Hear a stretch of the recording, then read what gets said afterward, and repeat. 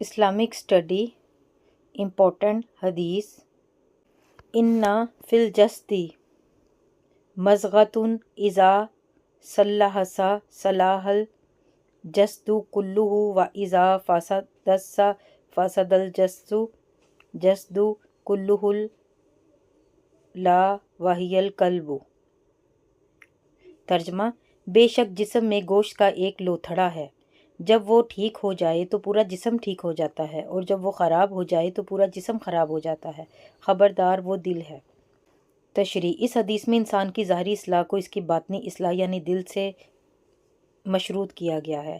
دل تمام اعضاء کا بادشاہ ہے۔ اگر دل میں ایمان، تقویٰ اور نیکی ہوگی تو انسان کے ہاتھ، پاؤں اور دوسرے اعضاء بھی نیک اعمال کریں گے، لیکن اگر دل برائی یا حسد کا شکار ہو جائے گا تو پورے جسم کے اعمال بگڑ جاتے ہیں۔ اسلام صرف ظاہری عبادات کا نام نہیں ہے، بلکہ اس کا دار و مدار اس کی باطنی اندر کی کیفیت پر ہے۔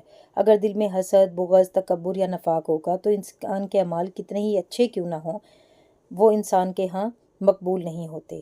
جس طرح جسمانی بیماری انسان کو کمزور کر دیتی ہے، اسی طرح گناہ دل کو بیمار کر دیتے ہیں۔ جب دل روحانی طور پر بیمار ہو جائے تو انسان کے اخلاق اور کردار میں بگاڑ پیدا ہو جاتا ہے۔